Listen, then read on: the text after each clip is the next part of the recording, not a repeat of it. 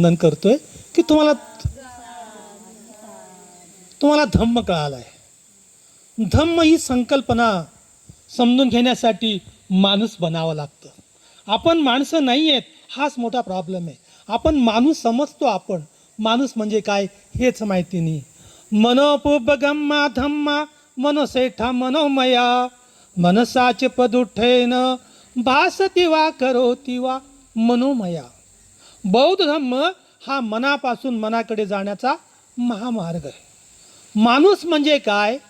ज्याला मन समजतं, ज्याला मन माहिती आहे. आपल्याला मनाचा रंग माहिती नाही, मनाचं वजन माहिती नाही, मन कुठे असतं तेच माहिती नाही. कारण बौद्ध धम्म हा मनावर आधारित आहे. माणसाला मन असतं, जनावराला मन नसतं. मन म्हणजे काय हे जर समजून घ्यायचं असेल तर स्वतःला समजून घ्यावं लागेल.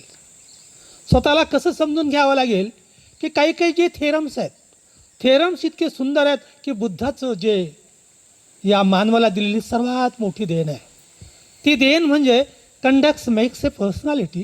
There are two types of personalities. One is external, that is only 10%, another internal, that is 90%. आपलं आचरण आपलं व्यक्तिमत्व घडवतं. व्यक्तिमत्व दोन प्रकारची असतात. एक बाह्य व्यक्तिमत्व जे फक्त 10% आहे, दुसरं अंतर्गत व्यक्तिमत्व जे 90% आहे. आपण आपलं उभं आयुष्य, टोटल आयुष्य, किती आयुष्य असतं ते 70, 80 किंवा 100 वर्ष, ते फक्त बाह्य रूप. मी चांगला दिसावा, माझं सोनं नाणं असावं, माझा बंगला चांगला असावा, माझं कुत्रं चांगला असावा, माझा बैल चांगला असावा, याच्यातच आपण आपल्या आयुष्याची वाट लावून टाकतो. Totally we have destroyed. कारण यांना जोपर्यंत मन कळत नाही तोपर्यंत धम कळत नाही. डॉक्टर साहेबांनी एक सुंदर सांगितलं, फार मला आनंद वाटता, की आज जगाला बुद्धाची गरज आहे. का? कारण बुद्ध अहिंसेकडे कसे नेतात? कारण ते स्वतःची सजगता, स्वतःची जागृतता असतात. बघा, बुद्ध आपल्याला समजलेले नाही आहे. त्यांचं तुम्ही कुठल्याही क्षेत्रात घ्या, मानसशास्त्राच्या दृष्टिकोनातून जर आपण गेलो ना, बुद्ध फार सुंदर सांगतात. शरीर आणि मन यांचा जवळचा संबंध आहे. शरीर आणि मन यांचा जवळचा संबंध आहे. जे कोणी विपश्ची असतील त्यांना लवकर समजेल. शरीर आणि मन यांचा जवळचा संबंध आहे. ज्या ज्यावेळी तुमच्या मनात विकार जागृत होतात, विकार शरीरात नाही होत, विकार मनात तयार होतात. शरीर आणि मन यांचा जवळचा संबंध आहे. ज्या ज्यावेळी तुमच्या मनात विकार जागृत होतात त्याला वासना म्हणतात, आणि ज्या ज्यावेळी तुमच्या मनामध्ये भाव तयार होतात त्याला भावना म्हणतात.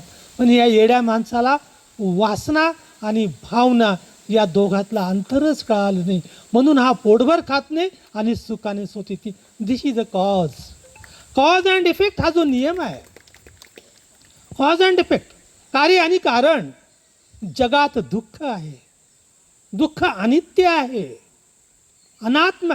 ह्या जो आपण संकल्पाला मानतो ना, भूत हे नुसते वाचून नाही जमणार, नुसतं ऐकून नाही जमणार. ते practically we have to utilize. Practically ते शिकावं लागेल, मन समजून घ्यावं लागेल. जोपर्यंत आपण मन समजत नाही तोपर्यंत धम्म कळणार नाही. आणि मानसिक शांतीच्या ज्या आपण गप्पा मारतो ना, त्या सगळ्या फोल ठरलेल्या आहेत. मानसिक शांतीच माहिती नाही, मन कुठे असतं हे जोपर्यंत कळत नाही. मनाचं अस्तित्व आणि एक्झिस्टन्स ज्याला आपण म्हणतो ते म्हणतो. एक मॅथ्सचा खूप सुंदर नियम आहे. When you are in a first quadrant both values are positive, when you are in a third quadrant both values are negative. सायन्सचे स्टुडंटला लवकर समजेल ते. नाम रूप, शरीर आणि मन. शरीर दिसतं, मन दिसत नाही. शरीरावरती दिसतं म्हणून याला भौतिक, याला आपण फिजिकल म्हणतो, हे भौतिक आहे, भौतिक ऑर्गन्स आहे. आपण या इंद्रियाच्या सुखासाठीच टोटल आयुष्याची वाट लावून टाकतो. टोटल आयुष्य, नाक कान डोळे, आणि हेच खरे दुःखाचे कारण आहे. जोपर्यंत ही इंद्रिय आपल्याला समजत नाही तोपर्यंत आपण या धम्माकडे जातच नाही. बौद्ध धम्म हा आचरण. आचरणानंतर पुढचं ज्याचं पाऊल आहे कर्म. आचरण तर सगळ्यांना माहिती आहे. आचरण फक्त 3 प्रकारची आहेत. उपासकांसाठी आज खरोखर मला खंत वाटली, तुम्ही अष्टशील याचना करायला हवी होती. असू द्या, कारण हा सोन्याचा दिवस आहे, आयुष्यात परत मिळणार नाही आहे हा दिवस. मला ते वाटलं होतं, कारण इतकं विकाल भोजना वेरवणी हे सगळ्यात सुंदर होतं आज. ठीक आहे, असू द्या. तर आपलं मन जर समजून घ्यायचं असेल तर नेमकं मन काय आहे, मन शोधण्यासाठी स्वतःचं आत्मपरीक्षण, स्वतःचं कारण बुद्ध धम्म हा जोक नाही आहे. अनेक लोकांनी PhD याच्यात केली, प्रत्येक शब्दामध्ये, मानसशास्त्र असू द्या, अध्यात्म असू द्या, कुठल्याही क्षेत्रामध्ये असू द्या, या बुद्ध धम्माचे अनेक पाईक तयार झालेले आहेत. बुद्ध धम्म हा अनुकरणाचा आहे, साक्षात्काराचा आहे, पालनाचा आहे. या ठिकाणी एक छोटीशी गोष्ट सांगतो, कारण वेळेचं बंधन आहे मला. छोटीशी गोष्ट सांगतो.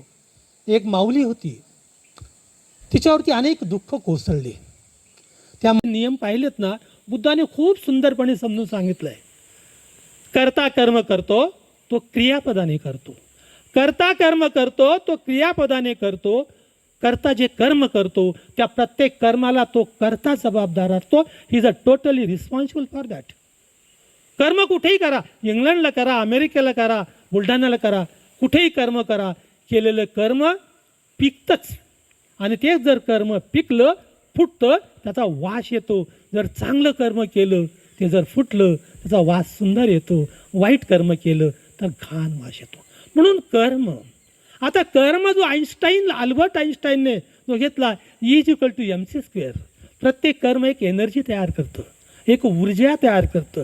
बौद्ध धम्म हा विज्ञानावर आधारित आहे, पण आपल्याजवळ शिक्षण नाही हो. सगळ्यात मोठी अडचण हीच आहे.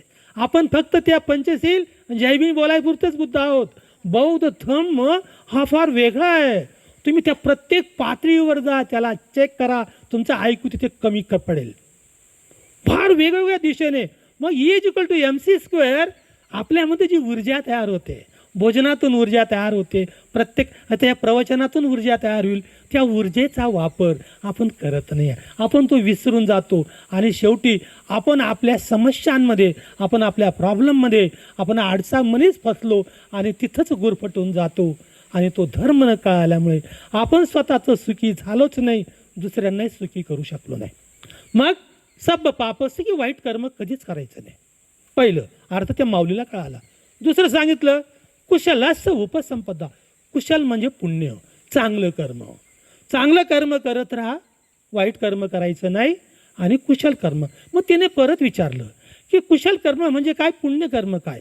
मग त्यावेळेस तथागतांनी तिला 8 जो आपल्या जीवनामध्ये पाप, पुण्य, यश, पराजय, नंतर रिद्धी, सिद्धी, अशा 8 गोष्टींवरती तिला समजून सांगितलं. मग तिला सांगितलं फक्त सत्य असत्य, पाप आणि पुण्यकडे तू लक्ष ठेव.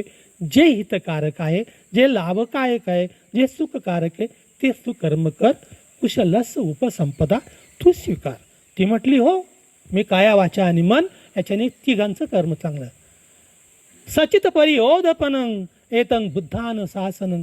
हेच बुद्धाचं सांगणं आहे, हेच बुद्धाचं शासन आहे, हेच बुद्धाची शिकवणं आहे, हाच माझा धम्म आहे. या 3च गोष्टी तू धर्म समजून घे. मग माऊली म्हणते हे मला कळालं, पाप आणि पुण्य सांगितलं तुम्ही, मला कळालं, मनातून चांगलं व्हावं, पण मन कुठे असतं, मन सांगा. मग तिने तथागतांनी तिला खूप सुंदर सांगितलं. मनोपुब्बगम्मा धम्मा मनोसेठा मनोमया मनसाच पदुठेन बासती वा करोती वा. जशी ती खानदेश कन्या जळगावची, तीच याचं काय म्हणते, मन वढाय वढाय हुब्या पिकातल ढोर आता होत जमिनीवर गेला भयात. ज्याला मन समजलं त्याला धर्म समजतो.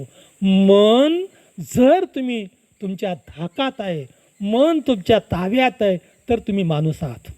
माणूस म्हणजे काय, ज्याला मन समजले. आता एक छोटंसं उदाहरण देतो की आपण रस्त्याने चाललो, समोर एक खड्डं पाहिलं. खड्डं कोण बघतात, डोळे खड्डं बघतात आणि लगेच ते डोळे मनाला सांगतात खड्डं आहे. लगेच मन पायाला हुकूम करतो बाजूला हो. म्हणजे डोळ्याचा साहेब कोण आहे, मन. दुसरं पाठीमागून गाडीचा आवाज आला, हॉर्न आला, कान मनाला सांगतात गाडी आली, लगेच तो मन पायाला हुकूम करतो बाजूला हो. कानाचा सुद्धा साहेब मनच आहे, पायाचाही साहेब मनच आहे. घाणवास आला, नाक मनाला सांगतात घाणवास आहे, आपण काहीतरी पर्याय शोधतो. तोंडात जर मुठभर मीठ टाकलं तर जीभ पटकन सांगते खारट आहे, थुकून दे आणि तोंडात जर मुठभर साखर टाकली तो ती जीभ म्हणते गोड आहे, तो खायला सुरुवात करतो. म्हणजे जिभेचाही साहेब मन आहे. थंडी वाजली तर शरीर सांगतं मनाला थंडी वाजती, आपण स्वेटर किंवा शाल घेतो, म्हणजे आपल्या शरीराचा सुद्धा साहेब मनच आहे. मग या पाचही भौतिक इंद्रियांचा जर साहेब मन आहे, म्हणजे पाचही इंद्रिय जर मनाच्या धाकात असतील तरच त्याला माणूस म्हणतात. मन हे सर्व भावम्य आहे, सर्व मुख्य आहे. ज्याचं मन या इंद्रियांवरती साहेब म्हणून काम करतं त्यालाच माणूस म्हणतात. आता उदाहरणार्थ थोडंसं, मनुष्य बिडी का पितो, तंबाखू का खातो, दारू का पितो, कारण त्याचं मन कमकुवत मनाचं आहे. तो त्याचं मन मजबूत आहे, त्याचं मन स्ट्रॉंग आहे. मी काय दारूचा गुलाम आहे का, मी काय तंबाखूचा गुलाम आहे का, तो त्या दारूला लाथ मारेल, त्याला माणूस म्हणतात. माणूस एवढा साधा नाही, आपण माणूस पण घालून दिलं आहे. माणूसपणाला आपण विसरून गेलेलो आहेत. आणि कशाला सुखाची अपेक्षा करतात. नाही मिळणारं सुख तुम्हाला. सुख कुठे असतं बघा, सुख कुठल्या मॉलमध्ये नाही आहे, दुकानात नाही आहे. सुख तुमच्या त्यागात असतं. ज्या ठिकाणी त्याग आहे तिथे सुख आहे. आणि दुःख कुठे असतं, आसक्तीच असतं, अटॅचमेंट. आसक्ती ज्या ठिकाणी आहे त्या ठिकाणी दुःख पळत येतं, आणि ज्या ठिकाणी त्याग आहे तिथे सुख असतं. उदाहरणार्थ फरशी जोपर्यंत निर्मळ आहे, स्वच्छ आहे, एकही माशी बसणार नाही, कारण त्याग आहे. पण ज्या वेळेस त्या फरशीवर थोडीशी घाण टाका, थोडीशी आसक्ती तयार झाली, अनेक माश्या येतील, दुःखाला सुरुवात होईल. आपण फक्त सुखाची अपेक्षा करतो, कारण सुख नाहीच प्राप्त होत. म्हणून इथं बुद्धाचा परत एक नियम सांगतो, ज्याच्यावरती खूपच जगामध्ये चर्चा चालू आहे. When a person expect something he is not capable to achieve it. When a person expects something but he is not capable to achieve it, the difference between his expectation and capacity is known as coefficient of deprivation. मराठीत सांगतो, जेव्हा एखादी व्यक्ती एखाद्या वस्तूची अपेक्षा व्यक्त करते, जेव्हा एखादी व्यक्ती एखाद्या वस्तूची अपेक्षा व्यक्त करते, समजा मी ठरवलं मला हेलिकॉप्टर घ्यायचं आहे, ही अपेक्षा झाली माझी, एक्सपेक्टेशन.